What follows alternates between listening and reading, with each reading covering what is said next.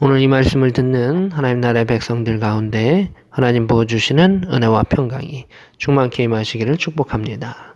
아멘. 오늘은 히브리서 5장 말씀 보도록 하겠습니다. 5장 1절입니다. 대제사장마다 사람 가운데서 택한 자이므로 이렇게 말하고 있습니다. 대제사장을 하나님의 백성을 위해서 하나님께서 하나님의 백성들 가운데 선택하셨다라고 하는 그 내용입니다. 하나님께 속한 이를 사람을 위하여 예물과 속지 않은 제사를 드리게 하나니 대제사장의 역할이죠. 하나님께 속한 일, 사람을 위하여 이렇게 되어 있습니다. 사람이 하나님께 지었던 죄들과 연약함들을 고하고 또 그것을 통해서 제사를 통해서 속죄함을 받게 하는 그 역할, 그것이 대제사장의 역할이다라고 하는 것을 보게 됩니다. 2절에는 그 제사장의 그러한 성품에 대한 것들이 좀 나와 있습니다. 그가 무식하고 미혹된 자를 능히 용납할 수 있는 것은 자기도 연약에 휩싸여 있음이라 이렇게 되어 있습니다. 대제사장이 하나님께서 선택하시고 그에게 속지 않은 제사를 드릴 수 있게 하는 역할을 맡기셨지만 그 안에 그 죄된 자들을 받아들일 수 있고 용납할 수 있는 그 이유 중에 하나는 자신도 죄에 휩싸여 있고 연약함에 휩싸여 있는 존재다라고 하는 것입니다. 그래서 나도 부족합니다. 나도 죄인입니다. 그러하게 당신도 당신을 품고 또 내가 하나님께 기도하고 또 나아갑니다. 라고 하는 그런 느낌으로 우리가 볼 수가 있다라고 하는 것입니다. 그래서 우리는 교회 안에 어떠한 직분을 가지고 있던 어떤 직책을 가지고 있던 목사로, 장로로, 권사로, 또 안수집사로, 또 서리집사로, 또 여러 가지 모습으로 직분과 직책을 가지고 있지만 우리 모두는 누구나 미혹될 수 있고 또 연약할 수 있다. 그러하기에 서로를 긍휼히 여기는 그 마음으로 또 기도하며 품고 나아가야 한다라고 하는 것도 알 수가 있습니다. 3절에 백성을 위하여 속죄자를 드림과 같이 또한 자신을 위하여도 드리는 것이 마땅하니라.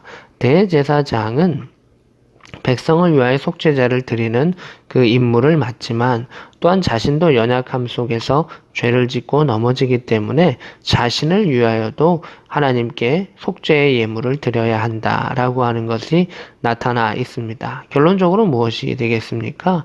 우리의 온전한 대제사장이신 예수만이 그 대제사장의 역할을 온전케 행하시며 우리를 위해서 그 속죄의 제물이 되셔서 온전히 이끌어 가신다라고 하는 것까지도 이 말씀이 이제 거기까지 가려고 이 모든 것들을 이제 설명하고 있는 것을 보게 됩니다. 4절입니다. 이 존귀는 아무도 스스로 취하지 못하고 이렇게 말하고 있습니다. 이 존귀가 무엇입니까? 백성을 위하여 속죄자를 드리게 되는 하나님께서 맡기셨던 일, 그리고 그 성경은 그것을 존귀라는 표현을 씁니다.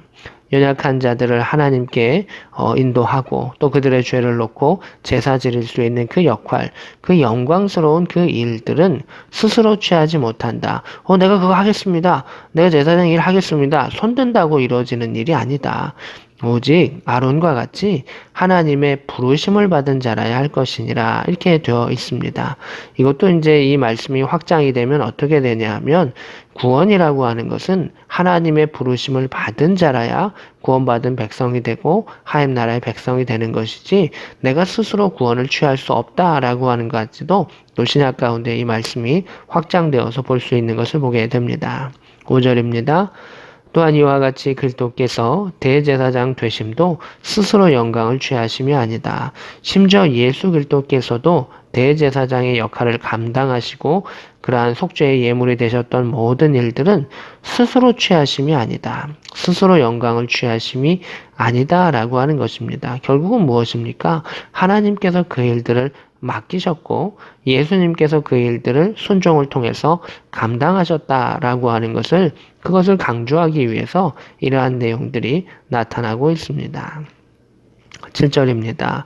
그는 육체에 계실 때에 이렇게 되어 있습니다. 그는 누굽니까? 예수 그리스도시죠. 예수 그리스도는 육체에 계실 때, 이 땅 가운데 육체의 몸을 입고 계실 때 자기를 죽음에서 능히 구원하실 이에게, 그 죽음에서 구원하실 수 있는 전능하신 하나님께 심한 통곡과 눈물로 간구와 소원을 올렸고, 이렇게 말하고 있습니다. 이 땅 가운데 살아갈 때 예수님조차도 심한 통곡과 눈물로 또 간구와 소원을 하나님께 올려드렸다라고 하는 것입니다. 모든 믿음의 사람들도 마찬가지입니다. 이 땅 가운데 고난이 있고 어려움들이 있습니다. 눈물을 흘려야 하고 또 하나님께 간절한 기도와 소원을 올려드리는 그 일들이 이 땅 가운데 우리는 늘 경험하게 된다. 예수 그리스도도 그러셨다라고 하는 것을 보게 됩니다. 다시 말씀으로 들어가서 7절 중반부입니다. 그의 경건하심으로 말미암아 들으심을 얻었느니라. 그의 경건하심, 예수 그리스도의 경건하심, 기도하고 간구하고 눈물 흘렸던 모든 것들이 예수 그리스도의 경건하심으로 들으심을 얻었다. 예수 그리스도의 경건하심은 순종의 역사입니다. 하나님 앞에 엎드림의 역사입니다.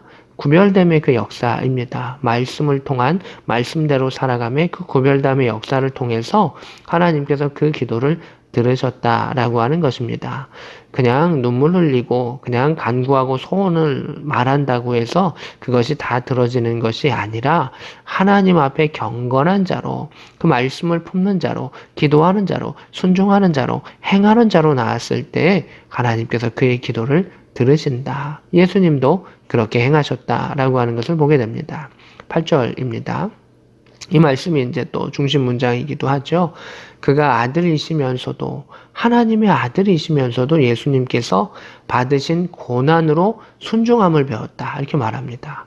고난을 통해서 예수님께서 순종함을 배우셨다라고 하는 것입니다. 예수님 무엇을 배우셨다라고 하는 그 표현은 고난을 통해서 순종을 행하시고 본을 보이셨다라고 하는 것으로 또 우리가 볼 수가 있을 것입니다. 예수님도 고난을 통해 순종함의 역사를 이 땅 가운데 믿음의 사람들에게 보여주셨고, 모든 믿음의 사람들에게 고난이 허락되는 그 이유 중에 하나는 우리는 그 일들 통해서 더 엎드리게 되고 순종하게 되고 하나님의 말씀을 붙잡고 따라가게 된다라고 하는 것입니다. 그래서 믿음의 사람은 고난으로 끝나는 것이 아니라 부활과 구원의 역사로 이루어지게 되는데 그 가운데 중요한 키워드가 순종이라고 하는 겁니다. 고난은 우리를 순종의 역사로 나아가게 합니다. 고난은 우리를 더욱더 주님을 바라보게 합니다. 고난은 더 말씀을 붙잡게 합니다. 하나님의 살아계심만을 바라보게 합니다. 그럼을 통해서 남을 판단하고 비판하는 것이 아니라 남의 연약함 가운데 나의 연약함을 살펴보고 또 서로를 위해 기도하며 용서하며 품으며 나아갈 수 있는 것이 믿음의 백성의 길이다라고 하는 것을 보게 됩니다. 9절입니다. 온전하게 되셨은즉 자기에게 순종하는 모든 자에게 영원한 구원의 근원이 되시고 하나님께 멜기세덱의 반차를 따른 대제사장이라 칭함을 받으셨느니라 이렇게 되어 있습니다. 온전하게 되셨다. 이제 새로운 부활의 육체를 입으시게 되었다.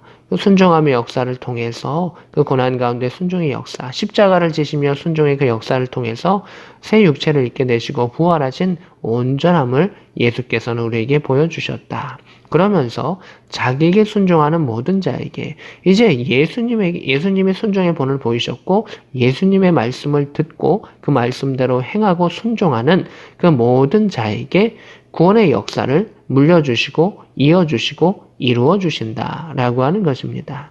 이것이 바로 예수 그리스도께서 이 땅 가운데 대제사장의 역할을 감당하신 그 이유와 흐름, 그리고 오늘날 우리에게 어떤 의미가 있는가라고 하는 것을 가르쳐 주고 있습니다. 우리는 연약합니다. 우리는 부족함이 있습니다. 그러나 주의 사랑을 깨달으며 나아갔을 때, 말씀을 바라보며 순종하며 나아갔을 때, 우리는 서로를 용납해 줄 수 있고, 또 예수 그리스도의 은혜를 생각할 수 있으면서 더 하나님께 한 걸음 나아갈 수 있는 것을 보게 됩니다. 우리 가운데 여러 가지 막히는 일들과 답답함이 있을 줄 압니다. 심한 통곡과 눈물 가운데 간구와 소원을 올려야 되는 그때가 있을 줄 압니다. 그러나 그 고난 가운데 순종의 역사를 통해서 말씀의 순종의 그 역사를 통해서 주 앞에 나아갔을 때 하나님께서 그 기도를 들으시고 우리를 이끄시고 온전케 하시는 역사를 경험할 수 있는 복된 저와 여러분 될 수 있기를 우리 구주 예수 그리스도의 이름으로 축복합니다. 아멘.